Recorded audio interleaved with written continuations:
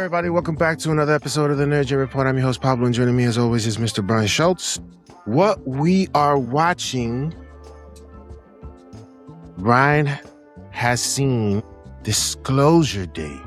It's a movie that I've been wanting to see for some time now because I've always been a UFO buff. I used to watch it every time they had a special on UFOs. I used to watch it. So I'm going to definitely watch this.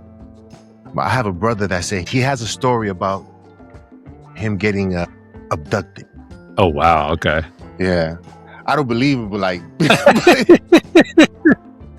but that's why people don't talk about it because, you know, that's the stigma. But what did you think of Disclosure Day, Brian? Like I said, I'm going to try to see it this weekend, man. I'm going to try. But what did you think? Well, my first reaction, which I texted to you, I went opening day, and theater was probably about 80% full. But I looked around while the trailers were kind of going on. They don't have the lights all the way down. And I texted you and I was like, I am the youngest person in this theater by at least 25 years. I'm not joking. Yeah. Wow. To the point where Spielberg fans. I'm not throwing shade, but there were multiple people that needed assistance to get to their seat. Oh, wow. He brought that crowd out. So I was like, these are people who legit grew up with Close Encounters of the Third Kind and, you know, are hoping for the spiritual successor to that. Reviews for this are pretty good. They're firmly in the 80s. And I highlight that because I've grown up with the Spielberg as much as anyone. He's one of the 3 or 4 most influential pop culture people in my life. This movie is interesting. Okay. But I liken it to late career Roger Federer. It's like there are stretches where the magic is still there and you see the GOAT skill. But he's at an age where he can't sustain it for an entire match or an entire movie. This movie is not as good as the critics would lead you to believe. Had this movie been directed by Zack Snyder, the critical score would be half of what it is. I'm just going to say it. But because it's Spielberg, you can't shade a legend like that. It's like Jordan on the Wizards. You want to tell him that he isn't quite what he was with the Bulls? Good luck. Let me know how that goes for you. And it doesn't mean that Jordan on the Wizards can't do things, right? He averaged over 20 points a game. He had a 50-point game. But he wasn't Michael from prime Chicago days. Come on now. He wasn't taking him to the chip. No. And that's what this movie feels like. It's like the legendary athlete that still has it in there for stretches, but it's only spurts now.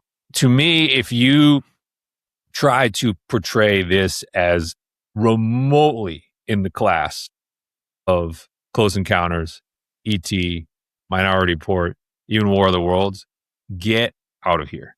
It's not. It's not close to that. There are still sequences that are close to that.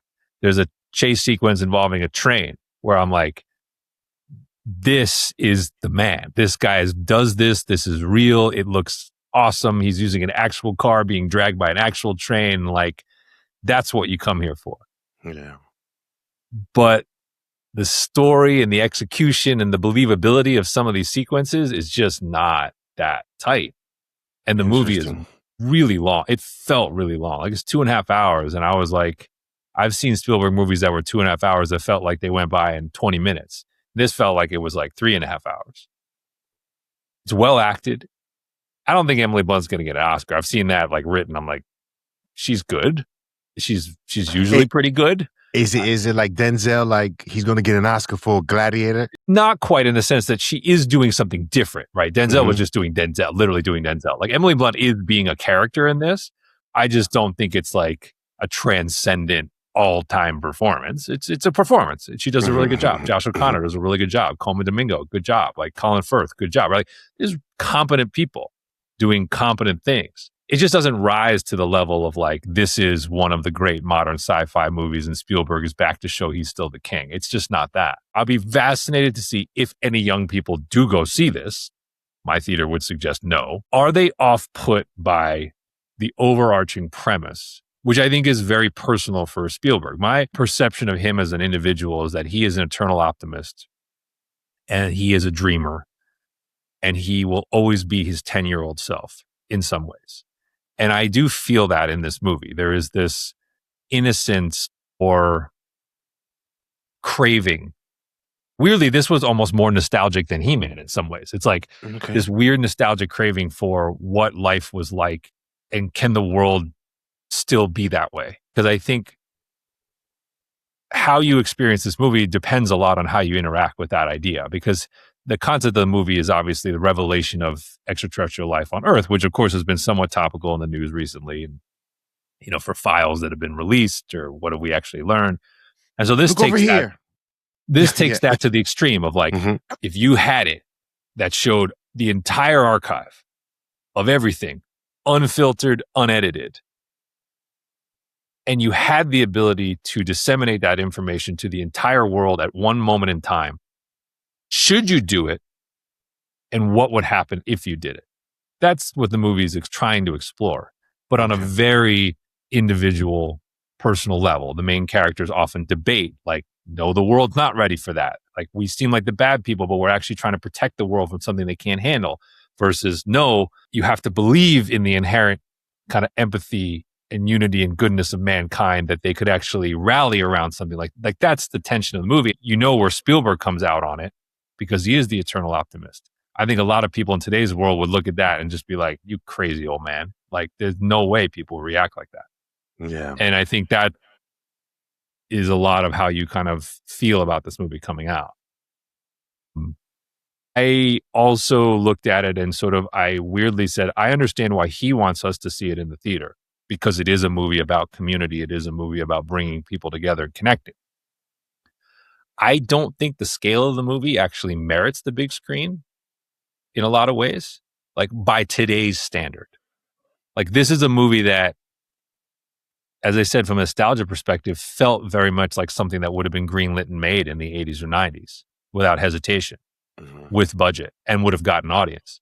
Nowadays, this kind of feels like a higher brow version of something Netflix or Prime would put out, and promote. I don't know that there's enough blockbuster here. Got it. To carry it as a phenomenon. And I don't think it has the buzzy sort of, you got to go word of mouth, you got to go see it, that like Backrooms and Obsession have, to where like if people get drawn in after the movie comes out. I don't see that either. I'll be fascinated to see how this does and where this slots, and how quickly it fades, because to me, it's kind of like mid-tier to mid-lower tier Spielberg. But, the man's 80. I mean, this is the thing, right? It's like what I saw here was no different than like Ridley Scott and Gladiator 2. It's like, there are moments of execution in that movie where you're like, man, that guy could still do a naval assault. But then you look at the overall movie and you're like, we a long way from Gladiator 1, right? Which was 25 years ago. Ridley Scott is 88, right? Like, I watched Michael Mann's Ferrari. It's the same thing. Michael Mann is in his 80s. Like, these guys are legends, but it's like, as we have learned about running nations, typically when you're in your 80s, it gets awfully tough to do. You just don't have your fastball all the time. And I think you feel that in this movie a little bit. So I overall was kind of like interested, but maybe a little bit disappointed. And I felt like I was disappointed in part because the critical scores got my hopes up that it would be something it is not. That's what has me curious to go see this movie, because again, I've always been interested in the UFO or UAP phenomenon, and I'd like to see how this story is told. And I never saw E.T. in theaters or Close Encounters in theaters, so I want to see what that felt like, possibly seeing one of his films. I never saw Jaws. I've never seen it. I saw Jurassic Park. No, I don't know if I saw Jurassic Park. I didn't see Minority Report. I saw Jurassic Park opening weekend with my parents because I was a teenager. My mom fell asleep. Wow. And I was like, that's when I learned my mom could sleep during anything. I was like, you sleep during the T-Rex attack and the Raptor attack? My mom was passed out. Wow. I was not. Yeah. All right. I'm gonna definitely still go check it out, though. So, box office, what is it looking like? The opening weekend is coming in a little bit ahead of expectations. So it's looking like US is about 43 million. The expectation was 35. Worldwide is looking about 70. This was not a massively budgeted movie. So the budget was like 115 million. Not too much. About 250 to 300 to call this a hit. Not impossible possible, but I think it's going to come up a bit short of that just because, like I said, I'm seeing audience reaction being lower than critical reaction, and count me among that. I think more people are going to walk out of this feeling like I came for Close Encounters, or I came for, that type of movie, and I didn't quite get that. And I'm going to tell people it's not as cinematic and not as scaled as you would think, and therefore you're okay to watch this at home. I think that's going to be the takeaway. Okay. So I'm going to say, especially with Toy Story looking to basically just massacre the box office next weekend, I kind of feel like this one's going to fall off pretty quick and sort of disappear, which is not the Spielberg norm. Normally, his opens are not gigantic. Normally, it's his movies come in and they stay. He's like Cameron. He's kind of like the master of you just build momentum over 2-3 months, and then you look up and it's like, whoa, you made 400, 500, 600 off this. I don't see that with this. I have to say one thing about the critical score, though. I will be very interested to see how the reaction to the Odyssey is, and whether there's any mirroring of that. Because I think the opposite. So my theory is, I think given what's happened in terms of the casting backlash, I think critics are going to go out of their way to be favorable and positive about the Odyssey if they can, because they don't want to be seen as being lumped into the backlash crowd. So I'm expecting the Odyssey's critical scores to be higher than maybe they deserve to be. That doesn't mean the movie won't be excellent. I'm after seeing this experience where I was like, the critical scores for Spielberg are like 81, 82, 83 Rotten Tomatoes or whatever, 70 something on Metacritic. And I'm like, this is an average movie. Yeah. I can see the Odyssey being like 95 on Rotten Tomatoes. And then you go there and you're like, it's not an all-timer. I don't know. I could see that. I just had that feeling of I think it's going to be graded on a curve. Listen, man, to me, and I said it in the beginning, in which I've started to read in articles about the backlash for this movie, The Odyssey, and the word dialogue and how they have chosen, or he has chosen to interpret this in regular accents and things of that nature, I think is going to be a turnoff.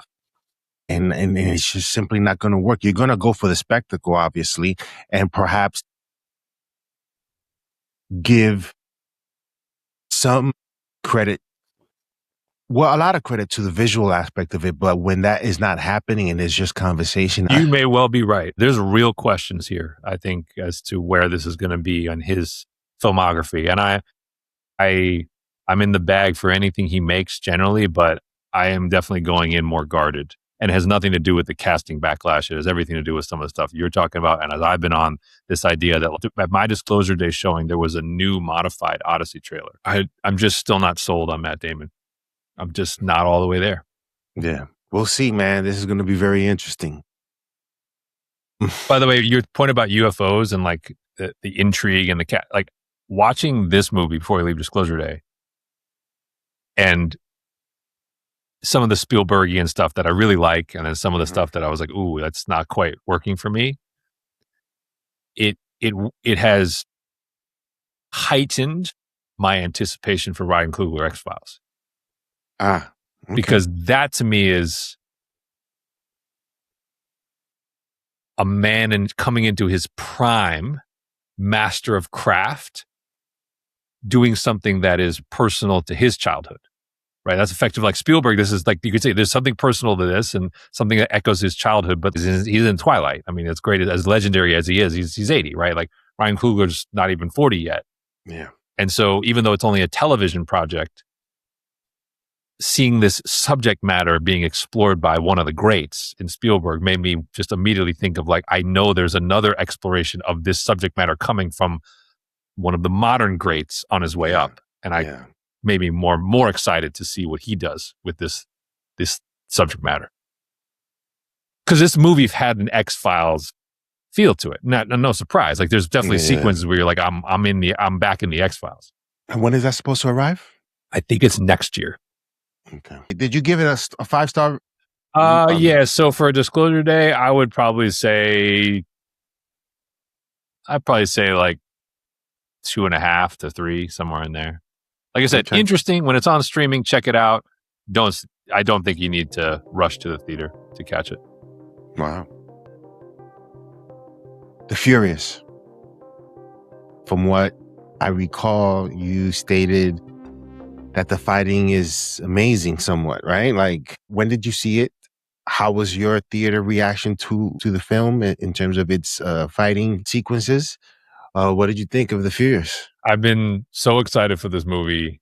I was on the film festival circuit last fall. I saw the one main trailer they put out at the start of the year, hit my YouTube feed, and I just watched it, and I was like, what is this? And I got to give marketing credit because it's a testament to how good the fighting in this movie is, that the fighting in the trailer looks really cool, and they really don't show you that much.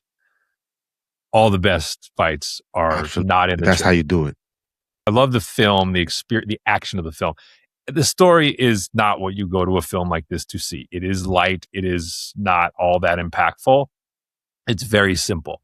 Simple is fine when the idea of this is to showcase real technical skill on the part of the actors / martial artists, because they are both, and the director, who is a legendary sort of Asian stuntman choreographer. A lot of people are comparing this to The Raid, which I think is appropriate.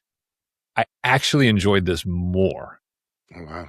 The way I would describe The Raid is like it is an onslaught of ferocious action. That's part of what was so jarring at the time, was just like the impact, the bumps, just the sheer force of the fighting. Where I actually like this better, though, is just the artistry of the fighting blended with the ferocity. I couldn't get over how they blocked and staged some of these fights together, where I think this movie very smartly minimized something that I think has become overdone, which is the melee fight, right? Where it's like your hero or one or two heroes is up against like 50 bad guys. Quite honestly, I don't think anyone's ever going to touch Enter the Dragon when it comes to a scene like that, just because there's never going to be a Bruce Lee who can do. I'm just saying, right? Like Bruce Lee, because he does hands and feet, he does nunchucks, he does sticks, he does staff. Like that is the scene that all of these melee scenes are trying to emulate. Tony Jaa was one that brought some of that. He had a couple of that were really, really good. Yep, totally agree. I actually pulled the cast list just because I didn't want to not say the names. And it's directed by Kenji Tanigaki. I love that this movie there is a melee. The film really pulls that back in favor of what I think is much more interesting, which is one-on-ones and two-on-twos. Because that's where the skill of the individual is really not hidden, right? With a melee, you can quick cut and you can hide a lot of stuff. When it's one-on-one, like Bruce Lee, Chuck Norris in the Coliseum, it's like you see how these performers are working together.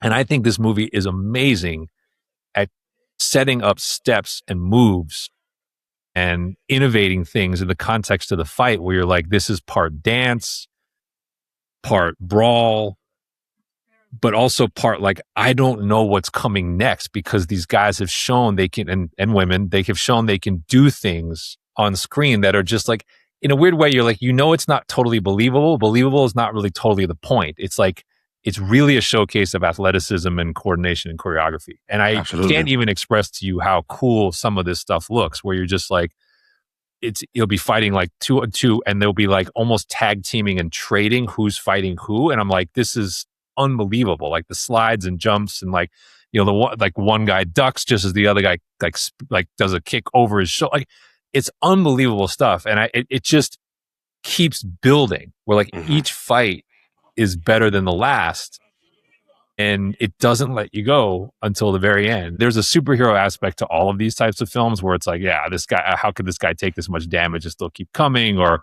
how could this bad guy not be totally down yet? But it's like, you're almost having so much fun that you're like, great, he got back up, because now he can do one more thing that I haven't seen before.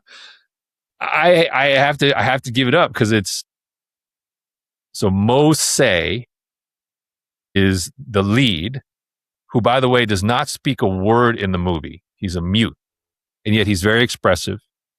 Joe Taslim, who also plays Sub-Zero in the Mortal Kombat movies, but is much better here. Mm-hmm. Jija Yanin, who came up on this show briefly while back when we were talking about that movie Chocolate that Quentin Tarantino called. She's the star of that movie. That was like 15 years ago. She has a small part, one fight scene in this. Brian Lee, the villains, Joey Iwanaga, who I thought was a revelation. And then the most recognizable face and name is probably Yayan Ruyan, who actually was in the 2 Raid movies. He's Mad Dog. He's the kind of short guy with the long hair who he already has a reputation for sort of these types of fights. So those are kind of your main characters. But, whether you see this in the theater or whether you rent it at home, see this movie. Just see it. Or just honestly, if you don't even want to see the movie, you just want to YouTube the fights, fine. Just YouTube the fights. Because you'll see guys doing things that you're just like, how did he step like that or use the other person as leverage or use the props? That's the Tony Jaa of it, because Tony Jaa did all his own stunts where you're like, how is this guy able to maneuver the way he is? I had such a good time with this film. I was just like, movie costs pennies on the dollar basically to make, in Asia. But it's the attention to detail to where you're like, what is the excuse of the big franchises? Like, you really can't take a few extra minutes and pay somebody of this skill with this kind of eye to choreograph a couple fights for you. Like, you don't want to see Batman fight like this. You don't want to see Daredevil fight like this. Like, I just characters who utilize Iron Fist, characters who utilize martial arts. Don't you, Shang-Chi, don't you want to take a few extra minutes to hire somebody like this who shows on screen they can build a fight where your jaw hits the floor and you're like, I don't have any idea how they pulled that off, but it looks super cool. Absolutely. That's what you want. So like, to me, it's like, as a quality movie, it's not a 5-star movie, but it's like, I'm still going to give it a 4.5 because the fighting is like an 8. Like, that's what I would tell you. Yeah. Wow. It's just everything else is almost incidental. You just want to see. But to me, I knew I was in good hands as the 2 good guys have one tussle. They have one one-on-one tussle. And I was like, I know this movie is going to work because of the way this was staged. It was like, hey, we're going to clear out. There's nobody else on screen for 5 minutes. And these 2 guys are going to lock skills. And it's just like, that to me is where I'm having the most fun. And then, like I said, they take the one-on-one and they build it to like, all right, we'll make it a 2-on-1. Next time we get the big guy. Then it's like, I'll do a 2-on-2 at the end and do a 2-on-3. Excellent. Just excellent stuff. Highly recommend. How's it doing at the box office? It's hard to tell because it's only getting a limited release. So like when I went, there was only one show for that day at my theater. And it was in a small theater. The theater was sold out, but it was like 25 seats. It wasn't that many people. How was the crowd reaction? Disbelief. They were definitely like, you could hear the like, whoa, like that type of, like, no one said anything, but you could hear the people's like breath changing of like the gasps. Like, yeah. And then it just kind of kept, the ante just keeps kind of going up to where you're like, they don't reveal how well the chief bad guy can fight until the very end of the movie. So he's kind of like a suit most of the movie. And you're like, what's he going to do? Is he going to do anything? Does he just have henchmen? Because he has the guy from the Raid movies as his henchman. And then all of a sudden he like unleashes this like display of violence where you're like, oh, he's actually the baddest. Nice. Like, then so like, then when he shows up and he's in the final 2-on-2, it isn't anticlimactic. And he actually, in my opinion, he probably gets the coolest individual stunts and moves, and maybe he is the best martial artist of them in real life. I don't know, but he gets to do some aerial and sort of prop related stuff where you're just like, that's ridiculous, and eventually obviously they have to stop that guy. It's very cool. So wow. Yeah. Glowing reviews from Brian for the Furious film. Yeah, like if we redid our top 25, top 50, that's bumping something. Really? Something has to come out for this to go in. Yeah, wow. Okay. Yeah. Wow. It's hard for me to ignore Nick Cage. that is Nick Cage. Not that he's doing something great, but that is Nick Cage. You know what I'm saying? It's hard for me to ignore that.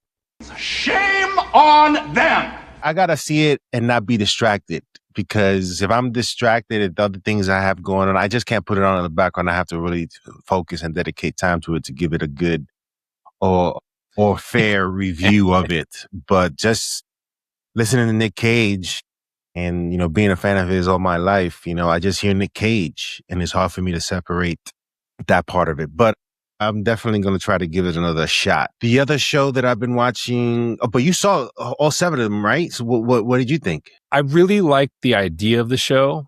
Okay. It kind of lost me a little bit as it went on. I will say, like, I lost a little steam for it, especially when it got into the origins of his powers and a little bit more of the kind of almost horror aspect of these characters and mutations. But I really liked the idea of it. Like, I got invested in this, the concept of like, hey, I want to make the Maltese Falcon, but I want it to be Spider-Man. I bought into that. I was like, he really is like the Bogart Sam Spade, and like Brendan Gleeson really is like the classic villain of the 1930s, and having Sandman show up and some of these classic characters being morphed into this template. I enjoyed it, but I have to admit, like, it felt like one of those where if you gave it another season, there's a world where it becomes the show you really want it to be. So I hope they bring it back. I just want to see what they do with it. It's not there yet for me. Like, it's not Andor season 1, to give you like unfair comparison. It's more like your approach shot is on the green, but you're not like where you can tap it in the cup yet. I watched it in black and white. I don't know what did you watch black and white or color? I started watching it in color, but then I wanted to go actually see it in black and white. So I think it's better in black and white. Okay. I watched some in both. I enjoyed. I stuck with black and white more. I think it's an interesting exploration, option. but I think it's like it does slow down for me. Like, it's one of those where it's like it is losing a little steam. I kind of want to. I was like, could this have been 6 episodes? This might be one where maybe 6 episodes would have been enough. Like, I don't know. It just kind of didn't quite totally grip me all the way through. But I like, if they brought it back, I would still check it out, because I'll be like, I think there's a world where this could ascend to a really cool place. I think I only watched the first episode of Legends because we watch it at night, and I've been trying to get my wife to watch it, but she constantly falls asleep, so it's been frustrating. But I'm gonna have to just watch stuff on my own. She's still watching Suits, but I'm gonna have to get into Legends on my own. But I like what I saw the first episode of Legends. So you've seen the entirety of it, correct? Yeah. The first episode to me is a really good hook, I think. Yes, absolutely. Absolutely. The way they sort of planted the seeds of how this was going to become this mission that they're on. But I certainly recommend that as well. But there's been a lot of stuff on the list, Brian, for me to watch. There's this Stranger Things, like a TV show that the Duffer Brothers did on Netflix as well, that's getting a lot of praise. Yes. What's the name of that one? I don't remember, but I know the one you're talking about because it's in the top couple shows. Yeah. Yeah, I know one you're talking about. So, yeah. There's a lot of things, man, that people are actually talking about a lot that I want to sort of at some point, hopefully, get a chance to watch. But let us know in the comment section below what you guys are watching, so that way we either add it to the list or we talk about it on the show in terms of what we're watching, so that you guys can sort of give your take on the show that you guys like. But yeah, anything else, Brian, before we wrap this one up? No, but I think it's indicative of the season we have, right? I'm getting into the movies a bunch. We have a little bit of a mini break here before Supergirl hits for us. I mean, we're not a Toy Story household, so we won't be going to see that. Everyone's going to go see that. But television shows, there's a lot coming. So like The Agency season 2, that's the Michael Fassbender spy show on Paramount. That's coming back in a couple of days. X-Men 97 season 2 is July 2nd. Batman Crave Crusaders the end of July. Lanterns is mid-August. I'm a big fan of Lioness. That's coming back season 3, August 2nd. My wife is too. There's a lot on TV, and that doesn't even get into, as we get into the heart of July and Odyssey and Spider-Man, and there's even some movies in August that I'm like modestly interested in. There's a Ridley Scott like post-apocalyptic novel adaptation, Dog Stars, with Jacob Elordi. That looks kind of interesting. Yes, I saw something. There's Jason Statham remaking Under Siege in a movie called Mutiny. That looks pretty good. I mean, it basically is, if you watch the trailer, you're like, this is Under Siege with Jason Statham. But that looks actually pretty entertaining if you like Jason Statham. So there's even some stuff in August, which usually doesn't have any good movies, that this year you're kind of like, oh, there might be some stuff to check out like late in the summer. So really busy time. Yeah. I don't watch The Lioness that much. My wife does. She's a big fan. It'll be interesting to see if you guys get into a conversation about the Lioness. Probably my favorite Sheridan watch at this point of all the shows he's involved in. I'm always a sucker for those type of shows, admittedly. It was like counter-military, counter-terrorism type. I'll watch any of those. That show is intense, though. But it is really well done. I think it's well cast because, I know you love Zoe Saldana. She's awesome in that. I like this version of Nicole Kidman, this kind of like badass, sinister government agent Nicole Kidman. Morgan Freeman and his I don't give a... he's pretty good in this. Michael Kelly, who's like the bald guy who's always like the sidekick in House of Cards, or Jack Ryan, he's really good. And then the other one I really like is Jill Wagner, who's like a Hallmark actress, but she's like tough as nails, like commando in this. Like she's unbelievable. So like they do a really good job of casting, and they get a budget because like some of the military ops they have in this there's like more explosions and firepower in this than you find in the movies. So Sheridan just gets the cash to make these. So yeah, this has been our episode of What We're Watching Part 2, but I think we should make this a regular series. Yeah, we'll make it its own show. Like I said, there's so much stuff coming. We got to do the X-Men 97 rewatch into season 2. That's probably next couple of weeks. Let us know in the comment section below what you guys think. And remember, if you haven't heard it anywhere else, you heard it here first on the NerdGen Report.